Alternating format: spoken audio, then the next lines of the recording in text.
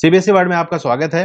तो आज की इस वीडियो में हम क्लास 10 सोशल साइंस के सैंपल पेपर को डिस्कस करने वाले हैं जो कि सीबीएसई ने बोर्ड 2021 के लिए रिलीज किया है। एक वीडियो मैंने इसमें बनाई थी जहां हमने पेपर के पैटर्न के बारे में डिस्कस किया था और सेक्शन 1 को डिस्कस किया था कि सेक्शन 1 में जो क्वेश्चन आए हैं वो कहां से आए हैं, किस तरह से पूछा जा रहा है।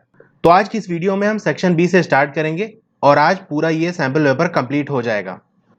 तो आपका जो सेक्शन बी है उसमें 3 मार्क्स के क्वेश्चन है और टोटल 6 क्वेश्चन आएंगे। तो टोटल ये जो सेक्शन बी है वो 18 मार्क्स का रहेगा। तो इस सेक्शन बी में जो आपका पहला क्वेश्चन है, क्वेश्चन नंबर 17, वो आपका हिस्ट्री से आया है। हिस्ट्री के सेकंड चैप्टर से, why did Gandhi ji started non cooperation movement, explain. तो ये जो क्वेश्चन है वो आपका बोर्ड 2019 में भी पूछा जा चुका है, बिल्कुल इसी तरह से क्वेश्चन है। तो इसमें ये 3 पॉइंट आपको एक्सप्लेन करने, against रौलत act, second Jallianwala Bagh incident, third खिलाफत आंदोलन। जब मैं 2019 का बोर्ड का पेपर सॉल्व कराऊंगा ये सेकंड चैप्टर के लिए, तो वहां इसको डिटेल में डिस्कस कर लेंगे। देख सकते हैं ये क्वेश्चन यहाँ पूछा गया है, why did Gandhi ji launch non cooperation movement. और इसमें एक और पार्ट भी था, लेकिन अपने सैंपल पेपर में यही वाला एक क्वेश्चन है, पहला वाला हिस्सा पूछा गया है। तो इसका आंसर देखते हैं। वैसे तो इसमें 6 पॉइंट है, जब मैं इस पेपर को सॉल्व कराऊंगा तो पूरा अच्छे से डिस्कस कर लेंगे। अभी के लिए ये 3 जो आपके आंसर शीट में मेंशन है उसी को हम देख लेते हैं। तो पहला रीजन आपका था ये रौलत एक्ट।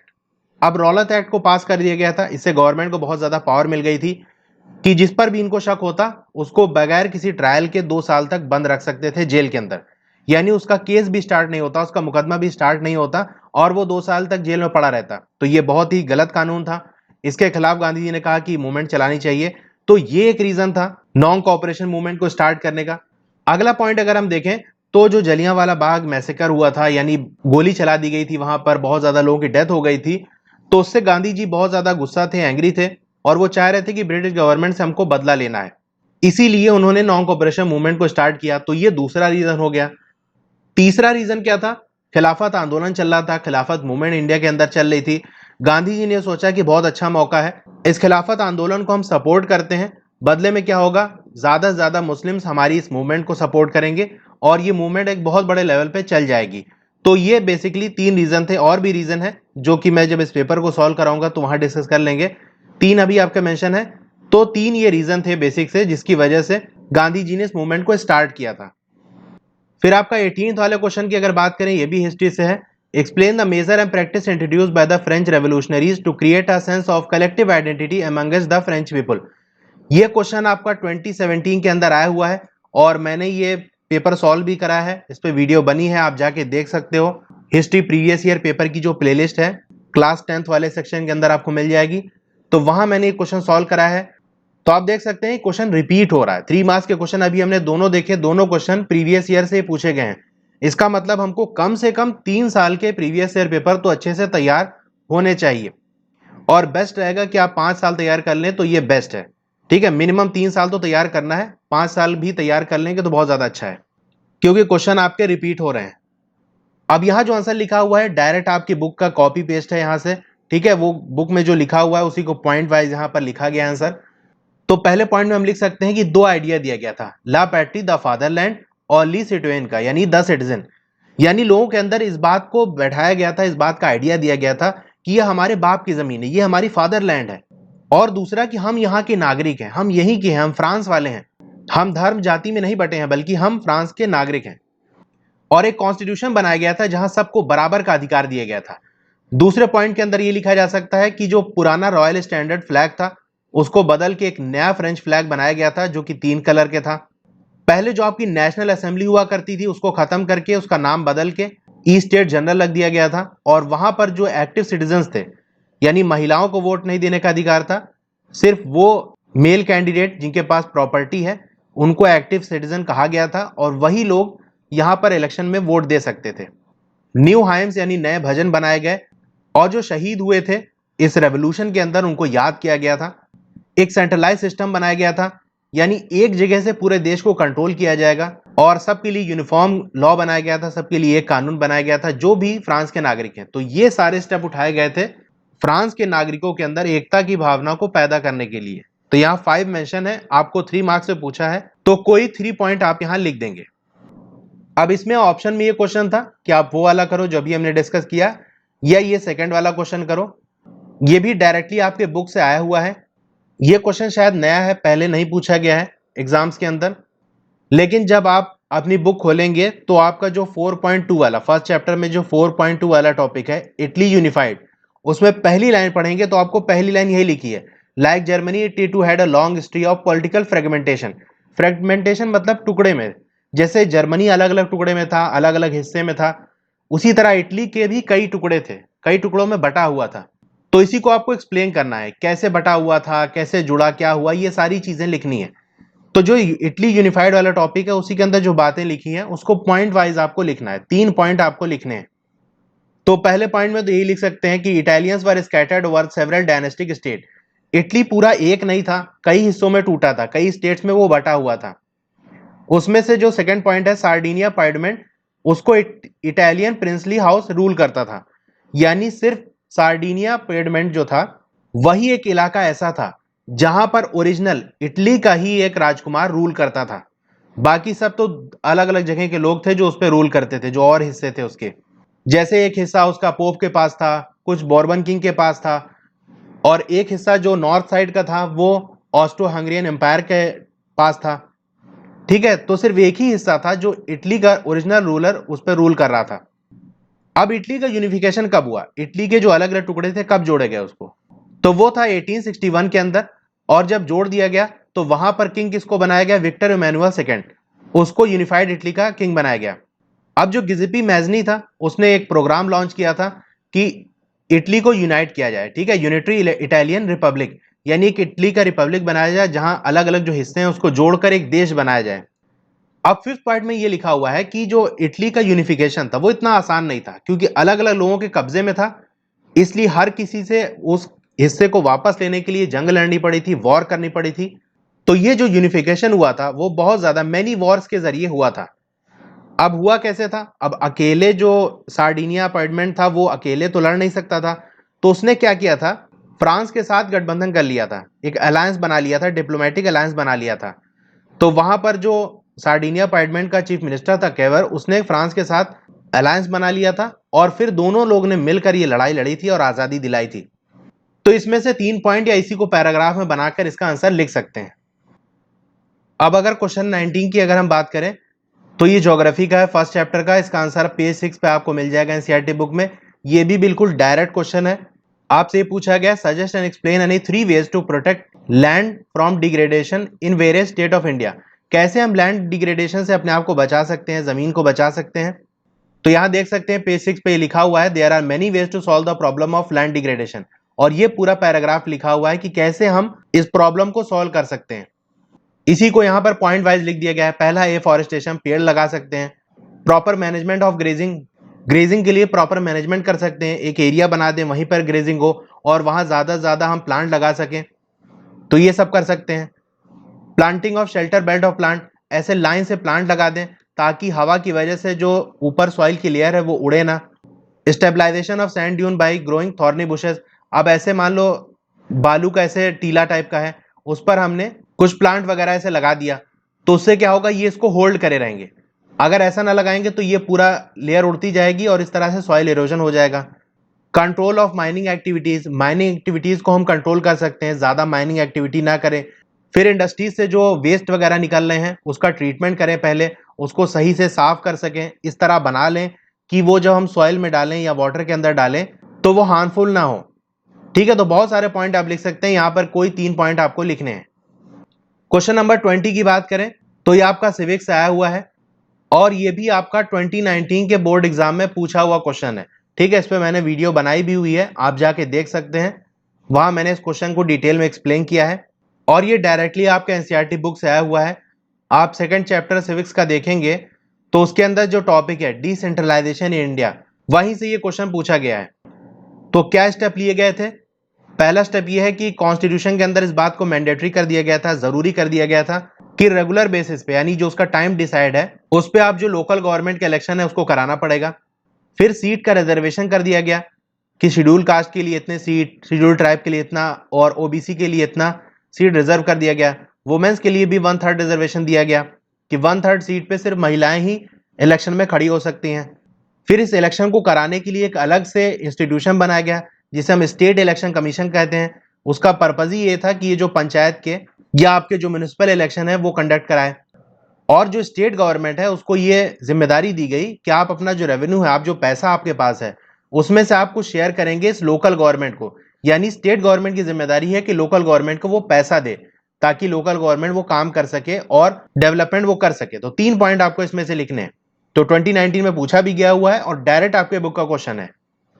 फिर इसी में और लगा हुआ है, यानी सेकंड पार्ट भी है। 2 ऑप्शन दिए गए थे, दोनों में से कोई लिख सकते हैं। तो सेकंड ऑप्शन वाला हम देखते हैं। बेस्ट रहेगा आप पहला ही वाला करना, क्योंकि इसमें देखिए क्वेश्चन क्या पूछा है, describe any 3 federal features of Indian democracy. अब यहां पर फेडरलिज्म के फीचर तो पूछे गए हैं, लेकिन इंडिया के बारे में पूछा है। यहां गलती क्या हो सकती है कि आपने पढ़ा और देखा कि अच्छा फेडरल फीचर्स, तो फेडरलिज्म के फीचर आपने लिख दिए, जो आपके बुक में सेकंड पेज पे दिया हुआ है व्हाट इज फेडरलिज्म वाले टॉपिक के अंदर जो आपके 7 पॉइंट मेंशन है, उसमें से आपने 3 पॉइंट लिख दिए। तो आपका आंसर हो जाएगा गलत, क्योंकि यहां पर फेडरलिज्म के फीचर नहीं पूछा, बल्कि इंडिया के अंदर क्या है फेडरलिज्म, उसके फीचर्स आपको बताने हैं। तो इसका आंसर आपको पेज 16 पे मिलेगा, जो आपका टॉपिक है what makes India federal country, उसके अंदर इसका आंसर आपको मिलेगा। तो यहां पर 3 पॉइंट आपको लिखने हैं। पहले पॉइंट में आप लिख सकते हैं कि इंडिया के अंदर क्या हुआ। फेडरलिज्म के अंदर देखिए होता क्या है, जनरल फीचर की अगर हम बात करें तो उसमें 2 या 2 से ज्यादा लेवल होते हैं गवर्नमेंट के। तो इंडिया में भी ऐसे है, 3 लेवल है। मेन हमारा 2 ही है, सेंट्रल और स्टेट। तो पहले पॉइंट में आप लिख सकते हैं division of power between central and state. Centre और स्टेट के अंदर पावर को डिवाइड कर दिया गया है, ठीक है। ये आपका सेंटर है और ये स्टेट है, पावर को डिवाइड कर दिया गया है कि ये पावर सेंटर के पास है, स्टेट के पास है। अब जो आपका सेकंड पॉइंट है, इसको 1 वाले पॉइंट के अंदर ही आप इंक्लूड कर सकते हैं और ये बता सकते हैं कि पावर को जो डिवाइड किया है वो किस तरह से किया गया है, कि हमने जितने भी सब्जेक्ट्स हैं, जितने भी मुद्दे हैं देश के, उसको हमने 3 हिस्सों में बांट दिया है। एक तो आपका यूनियन लिस्ट हो गया, इसके अंदर सेंट्रल गवर्नमेंट कानून बनाएगी, ठीक है। यूनियन लिस्ट के अंदर सेंट्रल गवर्नमेंट कानून बनाएगी। और जो स्टेट लिस्ट है उसमें वो सब्जेक्ट आते हैं जिसमें कानून सिर्फ स्टेट गवर्नमेंट बनाएगी, ठीक है। तो स्टेट लिस्ट हो गया। और कॉन्करेंट लिस्ट में वो सारी चीजें आती हैं जिसपे दोनों लोग कानून बनाते हैं, सेंटर भी बनाता है और स्टेट भी बनाता है। उसके बाद आप सेकंड पॉइंट ये लिख सकते हैं कि एक और सब्जेक्ट है रेसिड्यूरी सब्जेक्ट। इसमें क्या होता है कि जो चीजें नई ऐड हुई हैं, जब हमारा संविधान बन रहा था उस समय वो चीजें नहीं थी, इसलिए हम उसको यूनियन या स्टेट या कॉन्करेंट लिस्ट में नहीं रख पाए। अब एक नई चीज आ गई, जैसे कंप्यूटर सॉफ्टवेयर है। अब इसके बारे में कौन कानून बनाएगा, ये तो उस टाइम था ही नहीं जब हमारा संविधान बन रहा था।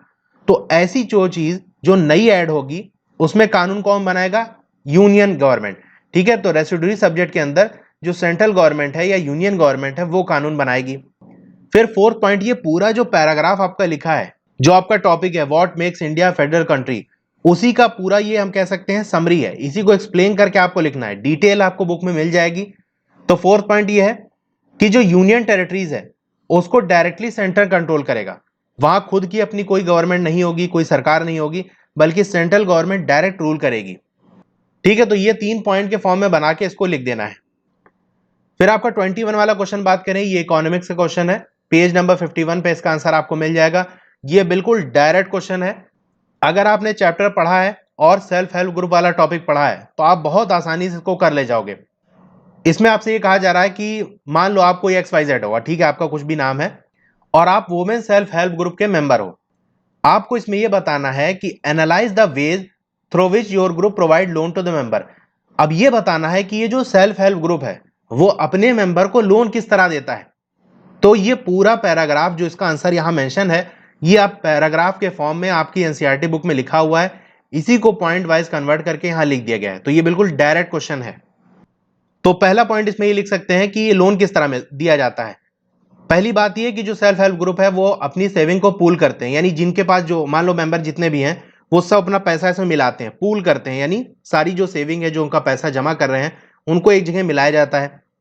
अब एक एसएचजी के अंदर लगभग 15 से 20 मेंबर होते हैं, जनरली आसपास के होते हैं, ऐसा नहीं कि ईरान तुरान से कहीं से पकड़ लाए, उसी मोहल्ले के होंगे या उसी गांव के होंगे, और जो रेगुलरली टाइम टू टाइम मिलते भी रहते हैं और पैसा जमा करते रहते हैं, सेव करते रहते हैं।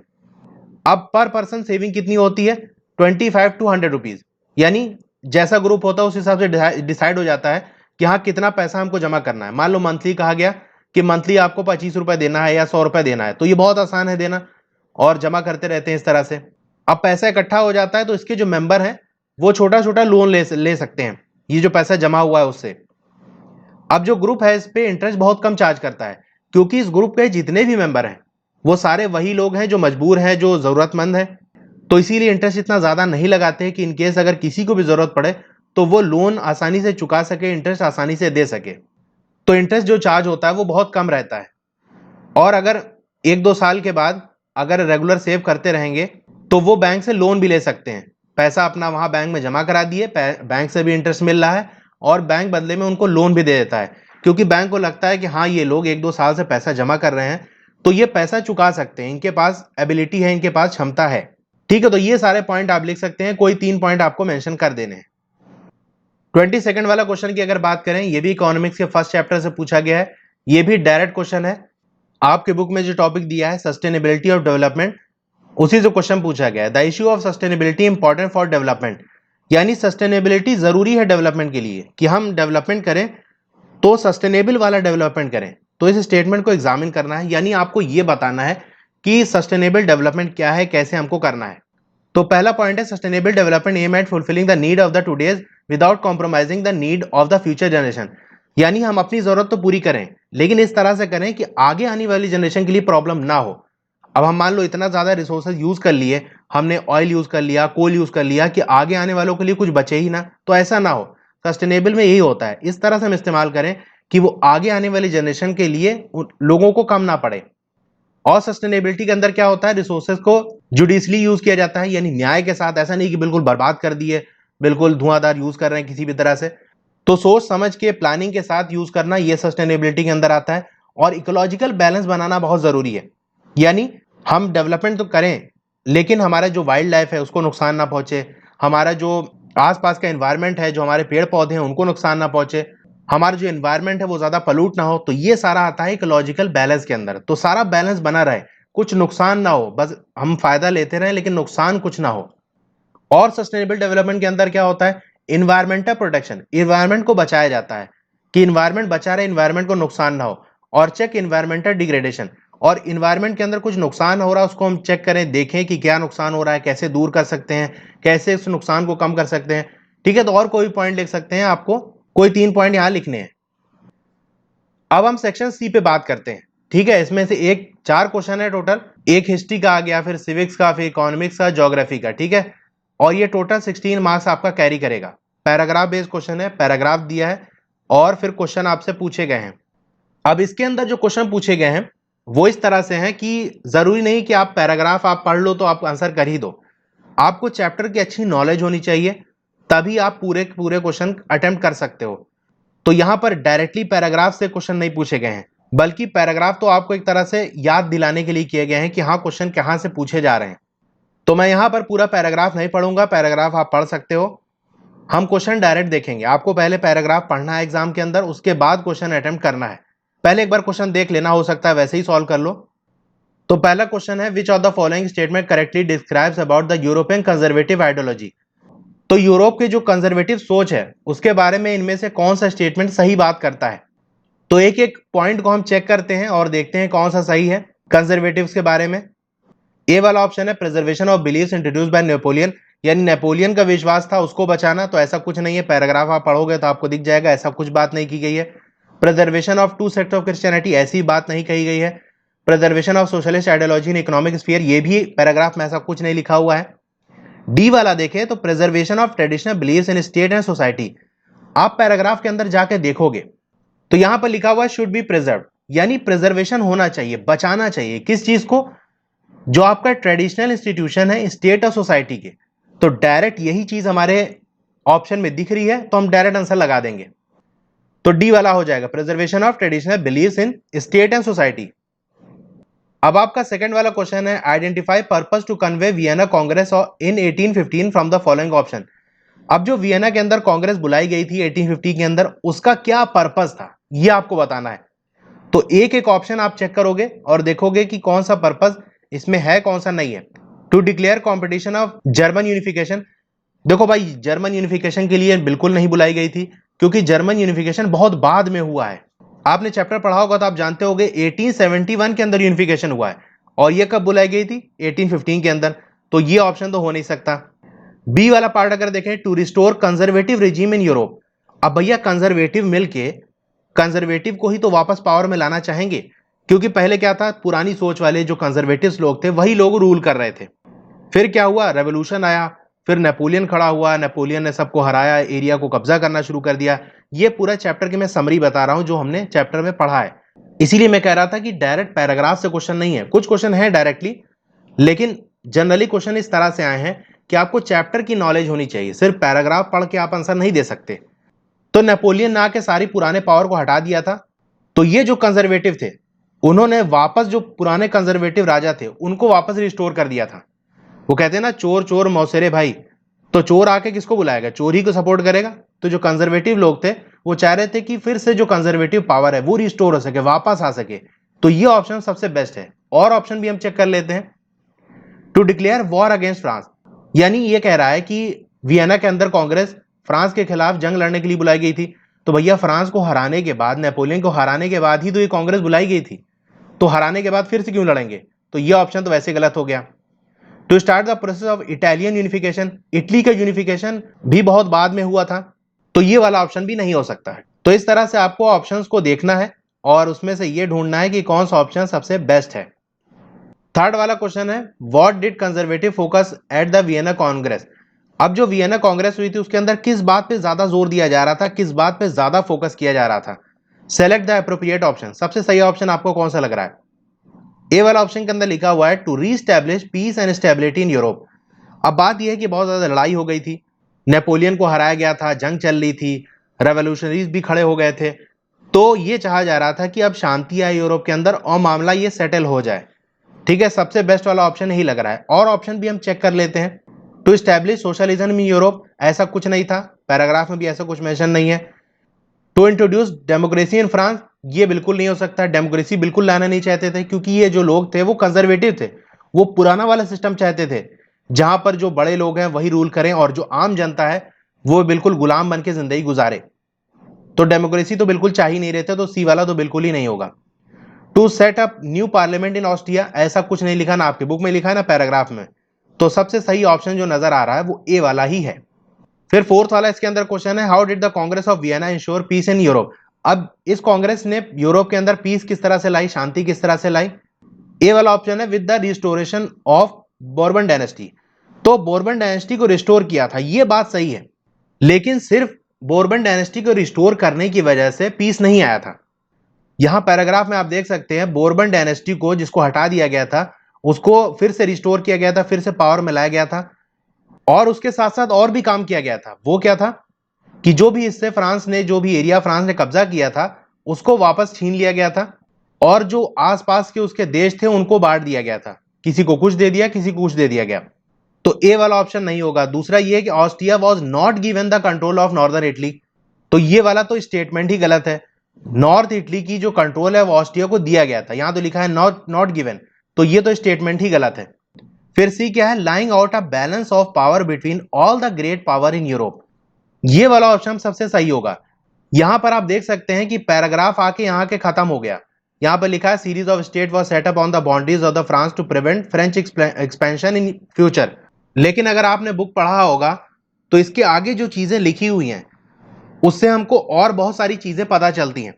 तो आप बुक में जो 2.3 वाला टॉपिक है, अ न्यू कंजर्वेटिज्म आफ्टर 1815, उसका जो सेकंड पेज पे आप जाओगे जहां से ये पैराग्राफ कॉपी किया गया है, तो यहां पर जो बुक आपके जो पैराग्राफ दिया है जहां एंड करता है उसके बाद देखोगे बुक के अंदर जो लिखा हुआ है कि जो आपका ऑस्ट्रिया था, बेल्जियम था, प्रूशिया था, ये सब उस समय की बड़ी पावर मानी जाती थी, तो इनको हिस्सा दे दिया गया था। अब किसी एक कंट्री को अगर दे दिया जाता कि जो फ्रांस ने एरिया कब्जा किया है, किसी एक कंट्री को दे देते तो बाकी लोगों को नाराज हो जाते। तो उन्होंने क्या किया, जो भी लोग इस वॉर में इनका साथ दिए थे कंजर्वेटिव लोगों का, उन सबको थोड़ा थोड़ा हिस्सा दे दिया गया था, यानी पावर को बैलेंस कर दिया, कुछ इनको दे दिया, कुछ उनको दे दिया। तो सी वाला ऑप्शन सबसे सही माना जाएगा कि जो बड़ी बड़ी पावर थी यूरोप की उनके अंदर बैलेंस ऑफ पावर कर दिया गया था, कुछ थोड़ा हिस्सा इनको, कुछ उनको दे दिया था, और फ्रांस को चारों तरफ से घेर लिया गया था ताकि फ्रांस एक्सपैंड ना कर सके। डी वाला ऑप्शन भी देख लेते हैं, by giving power to the German confederation, तो भैया जर्मन कॉन्फेडरेशन को तो बिल्कुल कुछ छुआ ही नहीं गया था। आपके बुक में लिखा हुआ है उसी के अंदर जहां से पैराग्राफ लिया गया है उसी के आगे लिखा हुआ है कि German confederation of 39 states were left untouched, उसको बिल्कुल छुआ नहीं गया था, उस पर तो कोई चेंजेस नहीं किए गए थे, तो ये ऑप्शन भी गलत हो जाएगा। तो इस तरह से आपकी जो चैप्टर की नॉलेज है उसको यूज करके आप इस क्वेश्चन को सॉल्व कर सकते हो। आप देख सकते हैं क्वेश्चन कुछ तो डायरेक्ट है, कुछ कॉमन सेंस बेस्ड है, कुछ आपकी नॉलेज बेस्ड है, यानी आपने चैप्टर अच्छे से नहीं पढ़ा होगा तो यहां क्वेश्चन करने में आपको प्रॉब्लम आएगी। अब हम क्वेश्चन 24 देखते हैं। ये ज्योग्राफी से है, यहां पर भी पैराग्राफ आपको दिया हुआ है, पेज नंबर 65 से ये पैराग्राफ लिया गया है और क्वेश्चन पूछा गया है। पैराग्राफ आप पढ़ लेना, हम क्वेश्चन डायरेक्ट देखते हैं। तो पहला क्वेश्चन है manufacturing industries fall in dash and agriculture in dash. इस क्वेश्चन को सॉल्व करने के लिए पैराग्राफ पढ़ने की तो बिल्कुल जरूरत नहीं है, बिल्कुल सिंपल सा क्वेश्चन है। इकोनॉमिक्स के अंदर सेकंड चैप्टर आपने पढ़ा है तो बहुत आसानी से कर लोगे कि जो मैन्युफैक्चरिंग इंडस्ट्रीज है वो आपके सेकेंडरी के अंदर आती हैं, और जो आपका एग्रीकल्चर है क्योंकि नेचुरल प्रोडक्ट बनते हैं इसीलिए इसको प्राइमरी के अंदर रखा गया है, तो डी वाला ऑप्शन सही होगा। पैराग्राफ की तो जरूरत ही नहीं थी इसको सॉल्व करने के लिए। इसी में हम सेकंड वाला क्वेश्चन देख लेते हैं। अब यहां मैच द कॉलम टाइप का है, आपको देखना है यहां पर पहले वाले कॉलम के अंदर जो चीजें मेंशन है उसको बताना है कि वो किस सेक्टर के अंदर लाई करती है। एक ही बात करें गारमेंट प्रोडक्शन, तो गारमेंट किसके अंदर आता है? गारमेंट में कोई नेचुरल चीज नहीं होती और कोई सर्विस नहीं होती, ये सेकेंडरी के अंदर आता है। तो सेकेंडरी आपका ये 3 वाला हो गया, यानी ए की बात करें तो ए 3 के अंदर आ गया। फिर रिसर्च एंड डेवलपमेंट बी की अगर बात करें तो ये क्वार्टरनरी के अंदर आता है। अब आप कहोगे क्वार्टरनरी तो हमने पढ़ा नहीं है, तो आपको क्वार्टरनरी नहीं भी आता तो बिल्कुल छोड़ देना, उसके इसके नॉलेज के बगैर भी आप इस क्वेश्चन को सॉल्व कर सकते हो।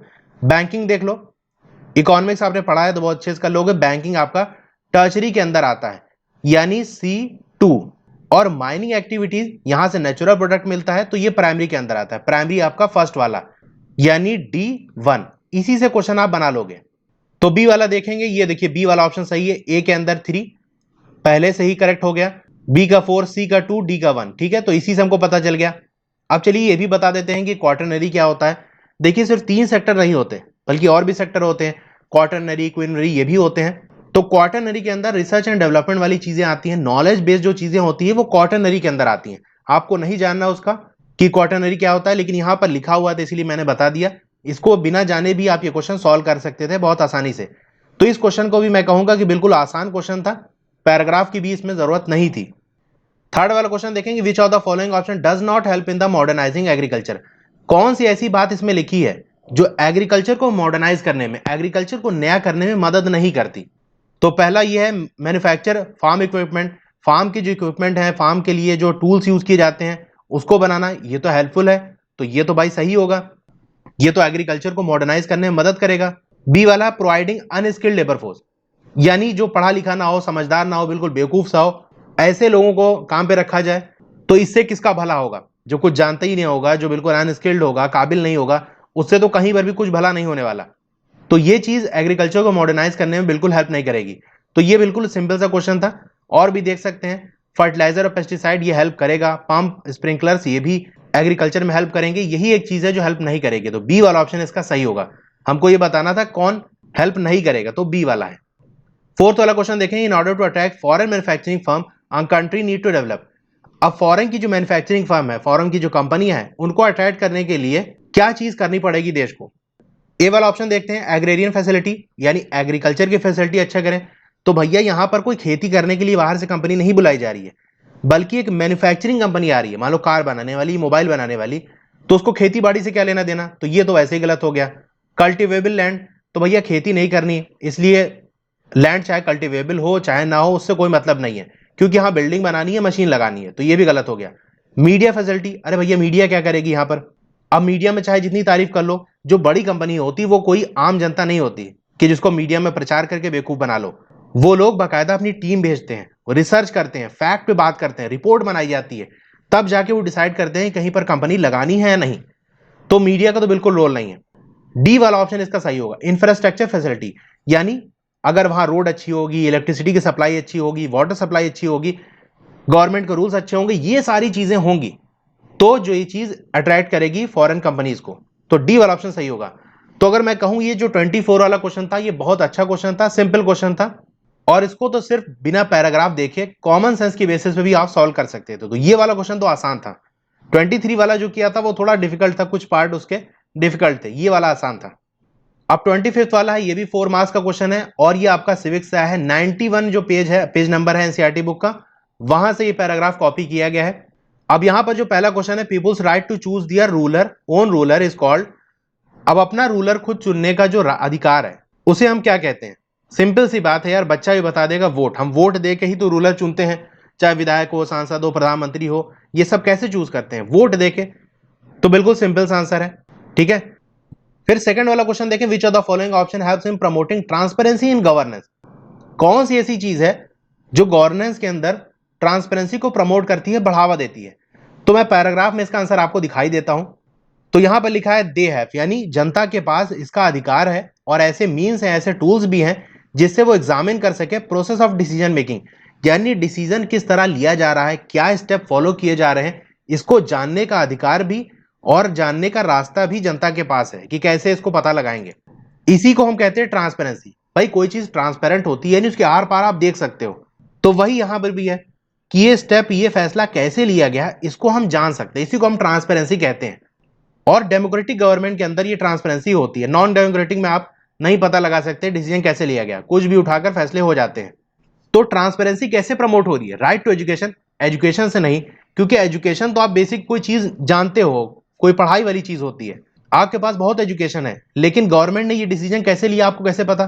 तो एजुकेशन नहीं होगा। राइट टू इंफॉर्मेशन, यानी आरटीआई, बल्कि एक डिपार्टमेंट बनाया गया है आरटीआई, राइट टू इंफॉर्मेशन, एक एक्ट पास किया गया है, उसके अंडर में आप एप्लीकेशन डालोगे आरटीआई के अंडर में कि इसके बारे में हमको जानना है, तो गवर्नमेंट उसका जवाब देगी। अगर नहीं देगी तो आप सुप्रीम कोर्ट जा सकते हो कि हमने आरटीआई के तहत गवर्नमेंट से ये बात पूछी थी और गवर्नमेंट हमको जवाब नहीं दिया, तो सुप्रीम कोर्ट ऑर्डर करेगा कि इसका जवाब आप दीजिए कि ये फैसला आपने कैसे ले लिया, तो राइट टू इंफॉर्मेशन के अंदर आएगा।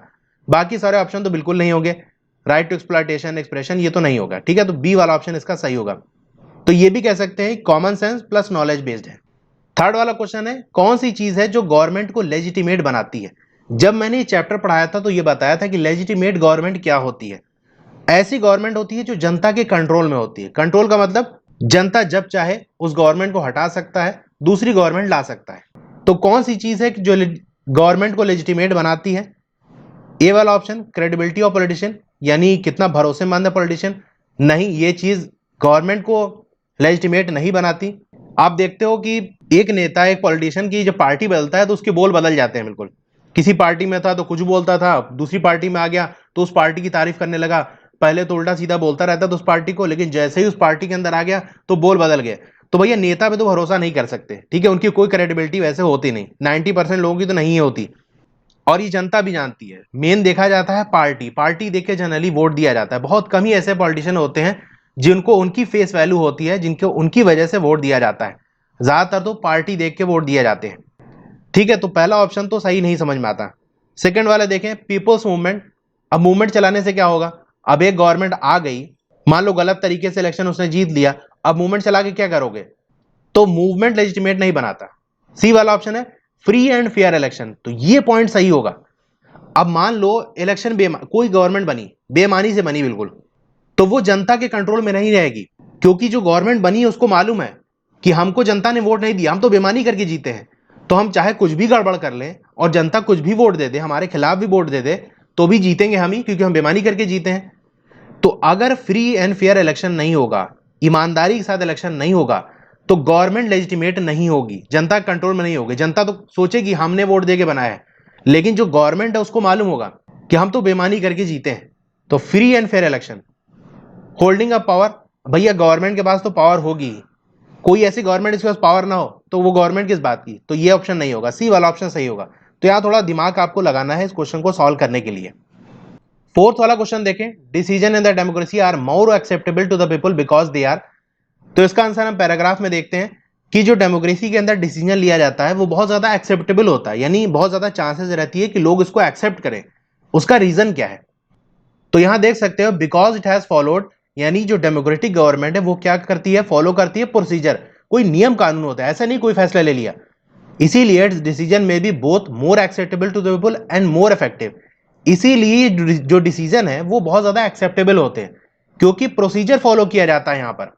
तो इस क्वेश्चन के बारे में हम कह सकते हैं कि ये पैराग्राफ से डायरेक्टली है क्वेश्चन आया हुआ है, तो इसका डी वाला ऑप्शन होगा, taken after following do processes, यानी जो प्रोसेस है उसको फॉलो करके, प्रोसीजर फॉलो करके यहां डिसीजन लिया जाता है, इसीलिए बहुत ज्यादा एक्सेप्टेबल होता है, ठीक है।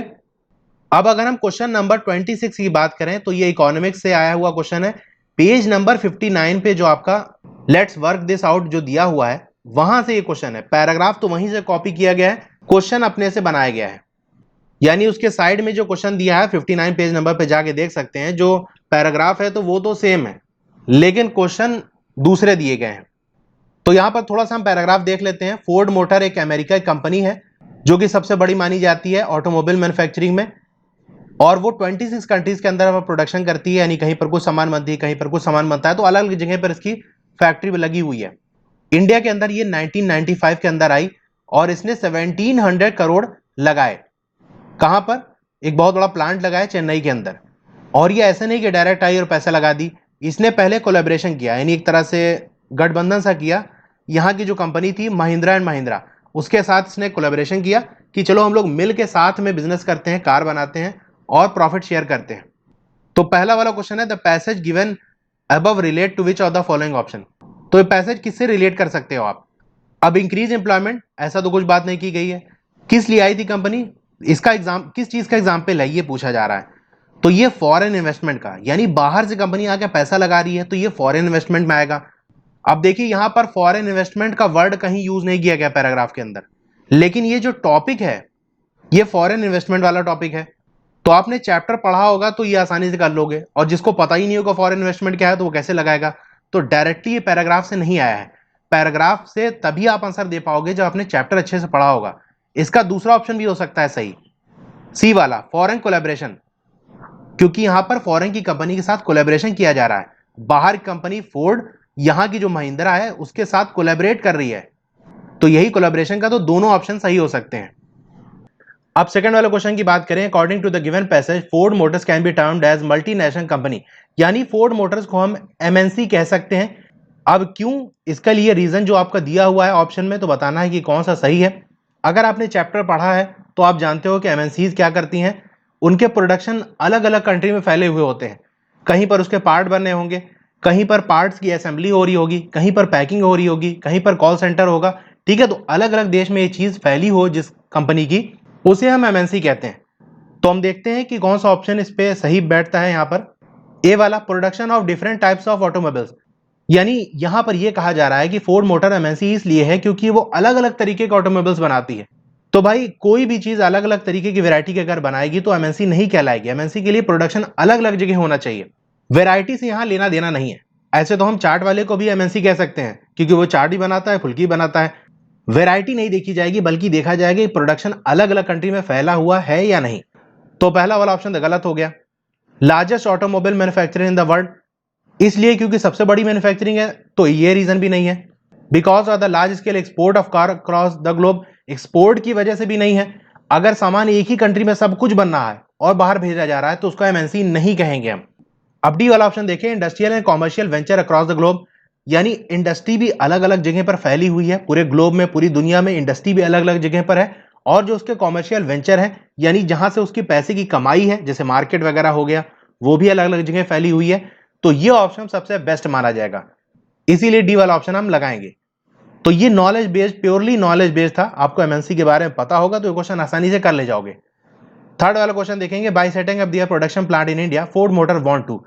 अब फोर्ड मोटर ने इंडिया में अपना प्रोडक्शन जो सेटअप किया, तो उससे पीछे उसका पर्पस क्या था, क्यों यहां पर प्रोडक्शन लगाया। अगर आपने चैप्टर पढ़ा होगा तो एमएनसीज के किसी भी कंट्री में आने का मकसद एक ही था, सस्ते में उनका काम हो जाएगा। जहां सस्ते में लेबर मिल जाए, रिसोर्सेज सस्ते में मिल जाए, वो ये चीज देखते थे। ऑप्शन देखते हैं, collaborate with leading Indian automobile company, क्योंकि यहां आकर किसी बड़ी कंपनी से कोलैबोरेट करना चाहते थे, गठबंधन करना चाहते थे, तो ऐसा कुछ नहीं था। मेन उनका फोकस पैसा कमाना है। Satisfy demand of American, African and Indian market. एक बात समझ लीजिए, कोई भी कंपनी हो, चाहे वो छोटी या बड़ी हो, उसका मकसद पैसा कमाना होता है। वो यहां पर लोगों की जरूरत पूरा करने के लिए नहीं आई थी, करे अमेरिका वालों को जरूरत है, अफ्रीका वालों को जरूरत है, इंडिया मार्केट को जरूरत है, इसलिए हम सामान बनाते हैं। तो ये बिल्कुल रीजन नहीं है, इसलिए ये वाला ऑप्शन भी गलत होगा। सी वाला देखते हैं, tap the benefit of low production cost and large market, क्योंकि यहां पर प्रोडक्शन यानी सामान बनाना सस्ता था और मार्केट बहुत बड़ी थी। यानी एक पेंसिल भी अगर यहां इंडिया में बनाई जाएगी तो करोड़ों बिकेगी, तो मार्केट यहां दिखी, तो सबसे अच्छा ऑप्शन यही होगा। तो ये वाला क्वेश्चन भी हम कह सकते हैं कि बिल्कुल सिंपल था, नॉलेज बेस्ड था। चैप्टर की नॉलेज है, आप कर ले जाओगे। फोर्थ क्वेश्चन इसमें अंदर देखें तो Ford motor wish to develop Ford India as a component supplying base for its other plant across the globe is an evidence of. तो पैराग्राफ में ये चीज लिखी हुई है और यहीं से ये पूछा है कि फोर्ड मोटर ये चाह रहा था कि यहां पर इंडिया के अंदर हम कंपोनेंट सप्लाइंग बेस बना ले, यानी जो अलग अलग जगह पर 26 जगह पर जो हमारे प्लांट हैं वहां पर इंडिया से पार्ट बन के सामान बन के जाएं और वहां पर उसे यूज किया जाए। तो इंडिया को और ज्यादा बड़ा बनाना चाह रहे थे अपने प्रोडक्शन हाउस के मामले में कि यहां से और ज्यादा सामान बने और दूसरे जो हमारे प्रोडक्शन हाउस है वहां पर भी हम सामान सप्लाई करें। तो ये किस बात का सबूत देता है? Promoting local industry of India. तो भाई कोई भी कंट्री दूसरी कंट्री को प्रमोट करना नहीं चाहेगी, वो नहीं चाहेगी किसी दूसरी कंपनी को बड़ा करें, उसका मकसद सिर्फ अपनी कंपनी से होता है। तो ये रीजन नहीं हो सकता। बी वाला ऑप्शन देखिए, merging trade from different countries, अलग अलग कंट्रीज से जो ट्रेड है उसको मर्ज करना, मिलाना, ये मकसद नहीं था। सी वाला, supplying job to factory worker. तो जैसे मैं पहले बता चुका हूं, किसी को जो भी कंपनी होती है वो किसी को जॉब देने के लिए नहीं खोली जाती, पैसा कमाने के लिए खोली जाती है, तो उनका मकसद जॉब देना नहीं था। डी वाला ऑप्शन देखें, interlinking of production across country. वो चाह रहे थे प्रोडक्शन इंटरलिंक हो जाए, यहां सामान बनना, यहां बनना, यहां बनना, ये आपस में कनेक्ट हो जाए। ठीक है, तो ये मकसद है। और ये जो एग्जाम्पल आपका है, ये टॉपिक भी आपके बुक में दिया हुआ है, interlinking of production across countries, उसी टॉपिक का ये पैराग्राफ है। तो ये ऑप्शन इसका सही होगा। ठीक है, तो चैप्टर पढ़ा होगा तो यहां पर भी मैं कह सकता हूं कि चैप्टर बेस्ड है, चैप्टर की नॉलेज बेस्ड क्वेश्चन ये है। अब हम सेक्शन डी की अगर बात कर ले तो यहां पर 5 मार्क्स के क्वेश्चन है, टोटल 25 मार्क्स आपके बनेंगे, 5 क्वेश्चन आपसे पूछे जाएंगे। पहला क्वेश्चन हिस्ट्री से है। 27 वाला क्वेश्चन देखें, how did people belonging to different communities, region, language, linguistic group develop a sense of collective belonging. ये सिंपल बुक से आया हुआ क्वेश्चन है। हिस्ट्री में आपका जो सेकंड चैप्टर का लास्ट टॉपिक है, फोर्थ वाला, the sense of collective belonging, यानी एकता की भावना, वहीं से क्वेश्चन पूछा गया है। वो टॉपिक आपकी नॉलेज होगी तो आसानी से आप कर ले जाओगे। और ये क्वेश्चन आया भी हुआ है एग्जाम में, ईयर तो मुझे याद नहीं, लेकिन ये क्वेश्चन पूछा जा चुका है। तो क्या काम किया गया था लोगों में एकता की भावना पैदा करने के लिए? पहली चीज तो ये कि देश को, नेशन को एक इमेज के रूप में दे दिया था, यानी भारत माता की इमेज बनाई और कहा यही देश है। और सेकंड पॉइंट में आप लिख सकते हैं, जो बंकिम चंद्र चट्टोपाध्याय थे उन्होंने वंदे मातरम लिखा एज एक भजन की तरह से मदरलैंड के लिए, यानी इस भारत माता के लिए भजन क्या था, वंदे मातरम इन्होंने लिखा। और उन्होंने एक नॉवेल लिखी आनंद मठ। ये सारी चीजें क्या कर रही थी, लोगों में एकता की भावना पैदा कर रही थी। और जब स्वदेशी मूवमेंट चलाई गई तो जो अविंद्रनाथ टैगोर थे उन्होंने खुद एक भारत माता की पेंटिंग बनाई, जिसमें उन्होंने दिखाया कि ये जो भारत माता इमेज है वो एक एस्थेटिक फिगर है, यानी भारत माता को दिखाया गया कि वो एक तपस्वी है, सन्यासिन है, और शी इज काम यानी वो शांत है, कंपोज यानी गंभीर है, डिवाइन यानी दैवी है, और स्पिरिचुअल है। और जो इंडिया के फोक लोर्स थे, यानी पुरानी पुरानी कहानियां थी, उसको रिवाइव किया गया, उसको वापस से याद किया गया, ताकि जो आइडिया है नेशनलिज्म का वो लोगों के अंदर डेवलप हो सके। आइकन और सिंबल्स का यूज किया गया। और जब स्वदेशी मूवमेंट बंगाल के अंदर चल रही थी तो लोगों के अंदर एकता की भावना पैदा करने के लिए ट्राई कलर एक फ्लैग बनाया गया, जो कि रेड, ग्रीन और येलो कलर का था, इसको डिजाइन किया गया। तो ये सारी चीजें अगर हम देखें तो लोगों के अंदर एकता की भावना पैदा कर रही थी। किसी भी धर्म, जाति, किसी भी लैंग्वेज बोलने वाले, कहीं भी रहने वाले जो लोग थे इंडिया के, वो आपस में इन चीजों की वजह से जुड़ रहे थे। ठीक है, तो इस तरह से आप इस आंसर को दे सकते हैं। कोई 5 पॉइंट आपको यहां लिखने हैं। इसी क्वेश्चन में आपको इंटरनल चॉइस दी गई थी। दूसरा ऑप्शन में ये क्वेश्चन था, explain the meaning and notion of Swaraj as perceived by the plantation worker, how did they respond to the call of the non cooperation movement. तो ये क्वेश्चन भी 2019 के अंदर पूछा जा चुका है। तो क्वेश्चन बार बार रिपीट होते रहते हैं, 5 मार्क्स का भी आप देखो तो रिपीट हो रहा है। ये क्वेश्चन कहां से आया हुआ है, स्वराज की बात हो रही है और प्लांटेशन वर्कर। ये टॉपिक आपने बुक पढ़ा होगा तो टॉपिक ये आपके बुक में दिया हुआ है, जो आपका 2.3 वाला टॉपिक है सेकेंड चैप्टर में, स्वराज इन प्लांटेशन। तो वहीं से ये लिखा गया है कि आसाम के जो वर्कर थे उनके लिए स्वराज का मतलब, आपको पहले बताना है कि प्लांटेशन वर्कर के लिए स्वराज का क्या मतलब है। उसका मतलब आप लिखोगे तब आपको 2 नंबर मिलेंगे। तो जो प्लांटेशन वर्कर थे आसाम में, उनके लिए स्वराज का मतलब यह था कि right to move freely in and out of the confined space in which they were enclose. उनको एक एरिया के अंदर बंद कर दिया गया था और उनको कहा गया था यहीं आप रहो, यहीं पर प्लांटेशन करो, खेती करो, इससे बाहर आप नहीं निकल सकते। तो इन वर्कर्स के लिए स्वराज का मतलब यह था कि हमको अलाउ कर दिया जाए, हमको परमिशन मिल जाए कि हम यहां से बाहर जा सकें और रिटेन कर सकें अपना लिंक अपने विलेज से, यानी अपने गांव वगैरह आ जा सकें, ये उनके लिए स्वराज का मतलब था। तो इतना लिखेंगे तो 2 मार्क्स आपको मिलेगा। फिर इस क्वेश्चन का सेकंड पार्ट ये है, how did they respond to the call of the non cooperation movement, यानी जब नॉन कोऑपरेशन मूवमेंट चली तो उन्होंने किस तरह से उसमें शामिल हुए, किस तरह से रिस्पॉन्ड किया। तो वो आंसर यहां से लेके यहां तक है। इतना लिखने पे आपको 3 मार्क्स और मिल जाएंगे। टोटल ये 5 मार्क्स का क्वेश्चन है। अब हुआ क्या था, इसके पीछे की हिस्ट्री आप लिख सकते हो, टॉपिक में ये पूरा दिया हुआ है। इनलैंड इमिग्रेशन एक्ट पास हुआ था 1859 के अंदर, जहां जो प्लांटेशन वर्कर थे वो प्लांटेशन एरिया को लीव नहीं कर सकते थे बिना परमिशन के, और परमिशन मिलती नहीं थी। नॉन कोऑपरेशन मूवमेंट के बारे में सुना तो हजारों वर्कर ने जो है इस कानून को तोड़ दिया और घर की तरफ बढ़ चले गए, हम जा रहे हैं अब घर। उनका ये विश्वास था कि गांधी राज आ रहा है, गांधी जी का राज आएगा और हर किसी को अपने गांव में ही जमीन मिल जाएगी, तो यहां आने की जरूरत नहीं है। लेकिन क्या हुआ, अपनी मंजिल तक वो नहीं पहुंचे, यानी अपने गांव अपने घर नहीं पहुंच पाए। रास्ते में क्या था, रेलवे और स्टीमर की स्ट्राइक थी, तो स्ट्राइक वगैरह है, पुलिस वगैरह लगी थी, पुलिस वाले ने उनको पकड़ लिया और इनकी बुरी तरह से पिटाई हुई। तो ये चीजें आपको लिखनी है। तो ये भी मैं कह सकता हूं डायरेक्ट बुक का क्वेश्चन है, टॉपिक से डायरेक्ट क्वेश्चन है और पहले भी पूछा जा चुका है। फिर क्वेश्चन नंबर 28 ये ज्योग्राफी का है, पेज नंबर 90 पे आपको ये मिल जाएगा। ये भी डायरेक्ट आपकी बुक का क्वेश्चन है। कम्युनिकेशन वाले टॉपिक में जाएंगे तो जहां मास कम्युनिकेशन लिखा है वहीं पर है।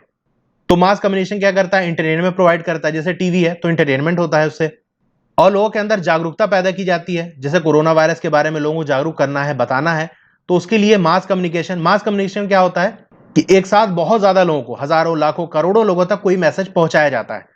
ठीक है, तो अब कैसे हो सकता है, radio, television, newspaper, magazine, book, किसी भी तरीके से। अब ऑल इंडिया रेडियो, आकाशवाणी, ये अलग अलग प्रोग्राम लॉन्च करता है जो आपकी नेशनल लैंग्वेज है, रीजनल लैंग्वेज है और लोकल लैंग्वेज इसमें, ताकि हर किसी तक इंफॉर्मेशन पहुंच सके। और जो आपका दूरदर्शन है वो एंटरटेनमेंट वाले प्रोग्राम भी लॉन्च करता है, एजुकेशन से रिलेटेड, स्पोर्ट्स से रिलेटेड प्रोग्राम दिखाए जाते हैं। और बहुत ज्यादा न्यूज़पेपर यहाँ छापे जाते हैं, पीरियोडिकल्स यानी जो मैगजीन्स वगैरह है वो छापी जाती हैं। ये सब क्या है, मास कम्युनिकेशन का हिस्सा है। अब न्यूज़पेपर किसी एक बंदे के लिए तो नहीं छपता, बल्कि बहुत ज्यादा लोग इसको पढ़ते हैं। और जो आपका न्यूज़पेपर है लगभग 100 लैंग्वेज के अंदर छापा जाता है। यहाँ पर वीडियो, फीचर फिल्म यानी जो लॉन्ग लेंथ फिल्म होती है जो सिनेमा हॉल में देखते हैं, और जो वीडियो शॉर्ट फिल्म वगैरह हो गई जो जनरली यूट्यूब वगैरह या वैसे 5-10 मिनट की होती है, वो सब। तो ये सारा आप लिख सकते हो पॉइंट में। 5 मार्क्स का है तो 5 to 6 पॉइंट आप लिख देना। बड़े पॉइंट रहेंगे तो 5 ही ठीक है, अगर छोटे छोटे पॉइंट आ रहे हैं तो 6 पॉइंट तक आप लिख सकते हो। इसी में आपको ऑप्शन दिया हुआ था, आपको ये बताना है describe the benefit of roadways. ये तो बिल्कुल सिंपल सा क्वेश्चन है। पेज नंबर 92 पे जाओगे तो आपको ABC करके रोड के बेनिफिट लिखे हुए हैं, वही लिखना है। पहली बात तो ये कि रेलवे से कम पैसा यहां पर लगता है, डोर टू डोर सर्विस होती है कि आपकी घर तक रोड जाती है। अब रेलवे लाइन हर किसी घर के सामने तो जाएगी नहीं। फ्लेक्सिबल सर्विस होती है, यानी कहीं पर भी आसानी से आदमी और जो मटेरियल है वो भी पहुंच सकता है। स्मॉल डिस्टेंस पे जाना है तो बहुत अच्छा है, आपको गाड़ी उठाए, साइकिल उठाए, कार उठाए और आसानी से पहुंच गए। तो वहां पर ABC जो पॉइंट लिखा हुआ है आपके बुक में, वहीं से भी आप कॉपी कर सकते हो, या ये वाले पॉइंट भी आप याद रख सकते हो। ये क्वेश्चन इंपॉर्टेंट है, पूछा भी जा सकता है एग्जाम के अंदर। बहुत ज्यादा स्लोप पे चलाया जा सकता है, रोड वगैरह स्लोप पे आसानी से बनाई जा सकती है, रेलवे लाइन तो बहुत मुश्किल है बिछाना। ठीक है, तो कोई 5 पॉइंट आपको यहां लिख देना है। फिर 29 क्वेश्चन देखें, suggest and explain 5 ways to reform political parties. ये भी बिल्कुल टॉपिक से क्वेश्चन है। आप बुक उठाओगे, पेज नंबर आप 86 पे, 85-86 पे जाओगे तो वहां पर आपको टॉपिक मिल जाएगा, how can parties B reformed. तो वहीं से आपको लिखना है कैसे पार्टियों को हम सुधार सकते हैं, पार्टियों के अंदर जो पॉलिटिकल पार्टी है उसके अंदर सुधार कैसे ला सकते हैं। पहली बात तो ये कि ऐसे कानून बनाया जाए, लॉ बनाया जाए, जो पार्टी के अंदर मामले हो रहे हैं, किसको मेंबर बनाया जाए, किसको टिकट देना है, ये नहीं। तो ये सारी चीजें इंटरनल अफेयर उसको रेगुलेट कर सके, उसको देखा जा सके, उसको कंट्रोल किया जा सके। दूसरी बात, पॉलिटिकल पार्टीज के लिए ये जरूरी कर दिया जाए कि एक रजिस्टर बना, वहां सारे मेंबर का नाम होना चाहिए। और ये जरूरी कर दिया जाए कि 1/3 जो सीट है वो महिलाओं को देनी पड़ेगी। यानी अभी तो लोकल जो आपका पंचायत और म्युनिसिपल का इलेक्शन होता है वहां तो है, लेकिन स्टेट का इलेक्शन, जो सेंटर का इलेक्शन होता है, वहां पर ये नहीं है। तो ये चीज होनी चाहिए। और जो पार्टी के अंदर डिसीजन लिया जा रहा है, जैसे पार्टी के जो हेड होते हैं, कोई फैसला लेते हैं, उसके अंदर भी महिलाओं की सीट रिजर्व होनी चाहिए कि इतना % फीमेल कैंडिडेट होनी चाहिए। और स्टेट जो है, यानी जो गवर्नमेंट है, वो इलेक्शन में फंडिंग करे, यानी पार्टी को जो गवर्नमेंट है वो पैसा दे इलेक्शन लड़ने के लिए। पार्टी अपना खुद से पैसा इकट्ठा ना करे और खुद से वो अपना पैसा ना लगाए, बल्कि सब पार्टी को पैसा दे दिया जाए कि हाँ इतना इतना पैसा हमको तुमको दे रहे हैं, अपना प्रचार करो। तो ये 5 पॉइंट है, आपको 5 पॉइंट लिखना है, और भी कोई पॉइंट जो आप लिखना चाहो तो लिख सकते हो उसमें। तो ये भी कह सकते हैं कि बिल्कुल डायरेक्ट क्वेश्चन ये पूछा गया है। 30th वाला क्वेश्चन देखिए, power sharing is the essence of the democratic government, examine the statement. ये क्वेश्चन भी आपका बिल्कुल टॉपिक से आया है, लेकिन क्वेश्चन को पढ़ने पे कंफ्यूजन हो सकता है कि ये क्या पूछ रहा है, कहां से पूछ रहा है। तो यहां ये कहा जा रहा है कि पावर शेयरिंग क्या है, डेमोक्रेटिक गवर्नमेंट का एसेंस है, यानी एक तरह से कह लें कि डेमोक्रेटिक गवर्नमेंट का सार है, उसका एक कंक्लूजन है। तो इस स्टेटमेंट को आपको एक्सप्लेन करना है कि कैसे है। तो डेमोक्रेटिक गवर्नमेंट के अंदर पावर शेयरिंग होती है और ये बहुत जरूरी है। अगर नहीं होगा तो डेमोक्रेटिक गवर्नमेंट वो नहीं कहलाएगी। तो आपको इसके अंदर वही अरेंजमेंट लिखने हैं कि पावर शेयरिंग किस तरह से की जाती है एक डेमोक्रेटिक गवर्नमेंट के अंदर। पहली बात तो जो अलग अलग ऑर्गन्स हैं गवर्नमेंट के, जैसे आपका लेजिस्लेचर हो गया, एग्जीक्यूटिव हो गया, जुडिशरी, इसको हॉरिजॉन्टल पावर डिस्ट्रीब्यूशन कहते हैं। यानी यहां पर कोई छोटा बड़ा नहीं होता, बल्कि तीनों को एक लेवल पर रखा जाता है। हर किसी का एरिया बांट दिया जाता है कि यहां पर तुम्हारा जिम्मेदारी है, इसकी जिम्मेदारी तुम्हारी, इसकी जिम्मेदारी तुम्हारी। तो ये बराबर डिस्ट्रीब्यूशन होता है, कोई छोटा बड़ा नहीं होता, इसीलिए हॉरिजॉन्टल पावर डिस्ट्रीब्यूशन हम इसको कहते हैं। दूसरा जो पावर शेयरिंग होती है वो अलग अलग लेवल पे होती है। ये पूरा टॉपिक आपके बुक में दिया है, फॉर्म्स ऑफ पावर शेयरिंग, वहीं से लिखा गया है। तो एक तो जो गवर्नमेंट पूरी कंट्री के लिए है, सेंट्रल गवर्नमेंट, जिसे हम यूनियन गवर्नमेंट भी कह सकते हैं, और जो प्रोविंशियल या रीजनल लेवल पे जिसे हम स्टेट गवर्नमेंट कहते हैं, इसके बीच में पावर का डिस्ट्रीब्यूशन होता है। फिर आपका एक कम्युनिटी गवर्नमेंट, ये भी बनाई जा सकती है, जैसा कि आपका बेल्जियम में था। फिर पावर शेयरिंग किसमें हो सकती है, पॉलिटिकल पार्टीज के अंदर, प्रेशर ग्रुप और मूवमेंट के जरिए, यानी कोई मूवमेंट चला दी गई बहुत बड़े लेवल पे, तो इससे गवर्नमेंट पे दबाव बनता है। और पॉलिटिकल पार्टीज भी, पॉलिटिकल पार्टीज का क्या होता है, जो इलेक्शन हार जाती है उनका काम यही होता है कि वो किसी तरह से जो भी गवर्नमेंट रूल कर रही है उसकी कोई ना कोई कमी निकाले। तो ये सारी चीजें गवर्नमेंट पे दबाव डालती हैं, तो इस तरह से हम कह सकते हैं उनका भी पावर में शेयर रहता है। और फिफ्थ पॉइंट ये लिख सकते हैं कि पावर की शेयरिंग जो अलग अलग पार्टीज के बीच में हो सकती है, यानी दो तीन पार्टी मिलकर गठबंधन भी कर सकती हैं और साथ मिलकर इलेक्शन लड़ सकती हैं, या इलेक्शन जीतने के बाद या इलेक्शन का रिजल्ट आने के बाद भी पार्टी आपस में अलायंस बना सकती हैं। तो इस क्वेश्चन को भी हम कह सकते हैं कि ये डायरेक्ट क्वेश्चन है। अब 31st वाला क्वेश्चन देखें, tertiary sector is playing a significant role in the development of the Indian economy. तो यहां पर टर्शरी सेक्टर की इंपॉर्टेंस के बारे में पूछा गया है, ये भी एकदम डायरेक्ट क्वेश्चन है। पढ़ के आप समझ जाओगे कि हाँ क्या पूछा जा रहा है, टर्शरी सेक्टर के इंपॉर्टेंस के बारे में पूछा जा रहा है, और बिल्कुल पॉइंट वाइज आपकी बुक में लिखा हुआ है, एनसीईआरटी बुक के अंदर पेज नंबर 24 पे जाएंगे, वहां आपको मिल जाएगा। तो पहले पॉइंट में लिख सकते हैं जो बेसिक सर्विसेज है, जैसे हॉस्पिटल हो गया, एजुकेशन इंस्टीट्यूशन हो गया, पोस्ट, टेलीग्राफ, बैंक, ट्रांसपोर्ट, ये सारी चीजें इस टर्शरी सेक्टर के अंदर आती हैं। तो ये तो बहुत इंपॉर्टेंट है, इसके बगैर तो इकोनॉमी डेवलप ही नहीं हो पाएगी। तो पहला पॉइंट तो ये हो गया इंपॉर्टेंस। दूसरा, अगर प्राइमरी और सेकेंडरी हमारा डेवलप होगा तो हमारा टर्शरी भी डेवलप होगा, और टर्शरी डेवलप होगा तो प्राइमरी सेकेंडरी डेवलप होगा। तो ये तीनों आपस में लिंक है, यानी अगर एग्रीकल्चर हमारा अच्छा होगा, डेवलप करेगा, और इंडस्ट्री हमारी डेवलप होगी, तो जो इन दोनों को डेवलप होने के लिए जो सर्विस की जरूरत है, ट्रांसपोर्ट हो गया, ट्रेड हो गया, स्टोरेज हो गया, ये भी डेवलप होगी। ये डेवलप होगी यानी टर्शरी सेक्टर भी डेवलप होगा। फिर लोगों की अगर इनकम बढ़ेगी, इनकम बढ़ने से क्या होगा, जब लोगों पर पैसा आता है तो और बहुत सारी चीजों की डिमांड उनकी बढ़ जाती है, जैसे बाहर जाके खाना, रेस्टोरेंट के अंदर, टूरिज्म, घूमना, शॉपिंग करना, प्राइवेट हॉस्पिटल, क्या यार गवर्नमेंट में नहीं, प्राइवेट में अब दिखाते हैं, प्राइवेट स्कूल, ये सब क्या है, टर्शरी सेक्टर के अंदर आता है। ये सर्विसेज दी जा रही है, कोई सामान नहीं बनाया जा रहा है, तो ये सब भी डेवलप होगा।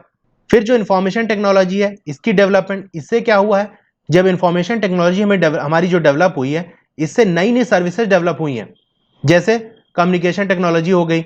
अब पहले की अगर आप बात करो तो पहले कहाँ इतना इंटरनेट को यूज करता था, मोबाइल से बात करना होता तो घड़ी देके बात करते थे कि यार 1 मिनट से ज्यादा ना हो जाए, पैसा बहुत ज्यादा कटता था। लेकिन आज दुनिया भर में कहीं भी बात करो फ्री है। तो आज कम्युनिकेशन टेक्नोलॉजी इतना ज्यादा डेवलप हो गई है, यानी टर्शरी सेक्टर और बढ़ा है। और टर्शरी सेक्टर जब बढ़ेगा, लोग ज्यादा यूज करेंगे इस सेक्टर में, तो पैसा भी आएगा देश के अंदर। फिर ग्लोबलाइजेशन हुआ है। अब ग्लोबलाइजेशन की वजह से क्या हो गया, दुनिया भर में कहीं पर भी कोई सामान बनना है तो वो अलग अलग जगह जा रहा है। ठीक है, तो ये सारे पॉइंट आप मेंशन कर सकते हो। ये सिंपल क्वेश्चन है और डायरेक्ट बुक से आया हुआ है। इसी में ऑप्शन वाला एक क्वेश्चन था, public sector contribute to the economic development of the India. अब इस क्वेश्चन की अगर मैं बात करूं तो वैसे तो पब्लिक सेक्टर का टॉपिक आपने पढ़ा होगा, लेकिन ये क्वेश्चन कुछ इस तरह से डिजाइन किया गया है कि डायरेक्ट आप उस टॉपिक से नहीं लिख सकते, बल्कि उस टॉपिक को कैसे आपने समझा है, उस अंडरस्टैंडिंग के बेस पे आपको ये आंसर देना पड़ेगा। आप पेज नंबर 34 पे जाके देख सकते हैं। पहला पॉइंट की अगर हम बात करें, it provides rapid economic development through creation and expansion of infrastructure. पहली बात तो ये इकोनॉमी को डेवलप करता है किस तरह से, एक तो इंफ्रास्ट्रक्चर को बनाया जाता है और एक्सपैंड किया जाता है। पब्लिक सेक्टर में क्या क्या होता है, तो पेज नंबर 34 पे आप देख सकते हो कि पब्लिक सेक्टर के बारे में क्या लिखा है, construction of roads, bridges, railway, harbour, generating electricity, ये सब क्या आता है इंफ्रास्ट्रक्चर के अंदर। तो इसी को पॉइंट में एक्सप्लेन कर दिया। ये चीजें नहीं लिखी कि रोड बनाएंगे, ब्रिजेस बनाएंगे, रेलवे बनाएंगे, बल्कि ये बताया कि इंफ्रास्ट्रक्चर क्रिएट किया जाता है और एक्सपैंड किया जाता है इस पब्लिक सेक्टर के अंदर। क्योंकि पब्लिक सेक्टर क्या होता है, वो चीज होती है जो गवर्नमेंट चलाती है, गवर्नमेंट कंट्रोल करती है, उसी में पैसा देती है। तो सारा चीज इसमें कंट्रोल किसका रहता है, गवर्नमेंट का रहता है, उसे हम पब्लिक सेक्टर कहते हैं। तो यहां पर आप देख सकते हैं पैराग्राफ से इंफॉर्मेशन, पैराग्राफ को कैसे समझा है उसी को पॉइंट वाइज यहां लिखा है। फिर सेकंड पॉइंट देखें, इट क्रिएट्स एम्प्लॉयमेंट अपॉर्चुनिटीज। ये पॉइंट तो हर जगह कॉमन रहेगा, किसी का भी पूछ ले कि बताओ प्राइमरी सेक्टर की क्या इंपॉर्टेंस है, secondary, tertiary, public sector, private sector क्या इंपॉर्टेंस है। ये पॉइंट तो बिल्कुल पक्का लिख देना, क्योंकि नौकरी हर जगह मिलती है। तो हर सेक्टर क्या करता है, इंप्लॉयमेंट जनरेट करता है, कोई ज्यादा नौकरी देता है लोगों को, कोई कम, लेकिन इंप्लॉयमेंट हर जगह है। तो ये वाला पॉइंट तो बिल्कुल फिक्स है कि इंप्लॉयमेंट अपॉर्चुनिटी यहां से पैदा होती है। भाई अगर ब्रिज बनेगा, रोड बनेगा, तो लोगों को जरूरत पड़ेगी ना, लोगों को काम पे रखा जाएगा, सैलरी दी जाएगी। फिर क्या है, it generate financial resource for development. ये डेवलपमेंट के लिए फाइनेंशियल रिसोर्स यानी पैसे की जो जरूरत है वो पूरा करती है। अब सीधी सी बात है, इलेक्ट्रिसिटी बनाई जाएगी, रोड बनाई जाएगी, तो आपको इस पे टैक्स देना पड़ता है, इलेक्ट्रिसिटी का बिल भरना पड़ता है। रोड पे भी अगर आप चलो तो वहां पर आपको टोल टैक्स देना पड़ता है। तो ये सारी चीजों से पैसा जनरेट होता है, गवर्नमेंट इससे कमाई करती है। लेकिन अगर प्राइवेट वाली कंपनीज की जिम्मेदारी उठाती तो और ज्यादा पैसा लेती। गवर्नमेंट ने ये सारी चीजें अपने जिम्मेदारी इसलिए ली है ताकि कम से कम पैसा लिया जाए लोगों से। फिर फोर्थ पॉइंट क्या है, ensuring quality of income, wealth and दस बैलेंस आर रीजनल डेवलपमेंट। आप गवर्नमेंट जॉब देखो, गवर्नमेंट जॉब में क्या होता है, अच्छी इनकम मिलती है, पैसा मिलता है, फैसिलिटी मिलती है, ठीक है, इसीलिए लोग चाहते हैं कि हमको गवर्नमेंट जॉब मिले। तो गवर्नमेंट जॉब किसके अंदर आती है, पब्लिक सेक्टर के अंदर आती है। फिर आपका जो फिफ्थ पॉइंट है, encourages development of small, medium and cottage industries. जो आपको स्मॉल है, मीडियम है, कॉटेज इंडस्ट्री है, इनकी डेवलपमेंट में मदद करती है। किस तरह से, फिर आते हैं हम पेज नंबर अपने 34 पे, और जो आपने ये वाला पैराग्राफ है जहां पर लिखा है which the government has to support, इसके अंदर अगर आप देखें तो यहां पर लिखा है कि प्राइवेट सेक्टर में not continue their production of business unless government encourages it. यानी बहुत सारे प्राइवेट सेक्टर ऐसे हैं जहां पर अगर गवर्नमेंट उनकी मदद ना करे तो वो काम नहीं कर सकते और उनका प्रोडक्शन नहीं हो सकता, वो कंपनी बंद हो जाएगी। गवर्नमेंट इनकी मदद करती है, कैसे, बिजली सस्ते में सप्लाई कर दिया, लैंड सस्ते में सप्लाई कर दिया। तो इसी को यहां पॉइंट में लिखा गया है कि ये क्या करती है, जो मीडियम या स्मॉल या कॉटेज इंडस्ट्री है उनकी डेवलपमेंट में ये मदद करती है, जो पब्लिक सेक्टर है यानी जो गवर्नमेंट है। Ensure easy availability of good at moderate rates. इसमें भी अगर हम आगे देखें तो गवर्नमेंट क्या करती है, एक तो किसानों की मदद करती है, और दूसरी चीज यहां लिखा है this it stores in its own godown and sell at a lower price to consumer through ration shop. एक तो किसानों से अनाज ले लिया जाता है अच्छे रेट पर, दूसरी बात उसका रेट कम करके, जो मार्केट रेट है उससे कम करके आम पब्लिक को दिया जाता है राशन शॉप्स के जरिए। तो यही पॉइंट यहां लिखा है कि सामान को मॉडरेट रेट में बहुत आसानी से प्रोवाइड किया जाता है।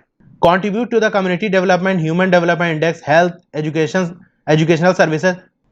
तो यहां लास्ट वाले पैराग्राफ में देख सकते हैं, government also need to pay attention to the aspect of human development such as availability of drinking water. तो ये सारी चीजें भी गवर्नमेंट देखती है। तो टोटल हम ये कह सकते हैं, ये क्वेश्चन ऐसा था कि आपने पब्लिक सेक्टर वाले टॉपिक को किस तरह से समझा है, उसके बाद अपने हिसाब से उन पैराग्राफ्स को फ्रेम करके लिखना था। अब जो आपका सेक्शन ई है ये मैप बेस्ड है। दो मैप जो आपके हैं वो हिस्ट्री से आएंगे और ये फिक्स है, हमेशा आते हैं, और जो सिलेबस में मेंशन है वही 5-6 तो मैप है हिस्ट्री के, उन्हीं में से आना, यानी ये नंबर तो बिल्कुल पक्का है। फिर अगर हम ज्योग्राफी की बात करें तो इसमें मैप ज्यादा है, लेकिन अगर आपने तैयार कर लिया तो 3 मार्क्स यहां भी पक्के हैं, और आपको यहां 6 मैप दिए हुए हैं। इन 6 में से आपको कोई 3 मेंशन करने हैं, ठीक है, तो यहां पर भी आपको ऑप्शन मिल जाता है, तो ये भी आसानी है। इस पे मैं अलग से वीडियो बनाऊंगा, जितने भी सिलेबस के अंदर मैप्स मेंशन है वो सारे वहां डिस्कस हो जाएंगे, ठीक है। तो यहाँ 50% आपको यहाँ भी चॉइस दी गई है, किसी 6 में से कोई 3 आपको करने हैं। तो यहाँ मैप देख सकते हैं, इस तरह से मार्क करना है, आपको नाम दिया था और वो लोकेट करना है कि ये चीज कहां पर है।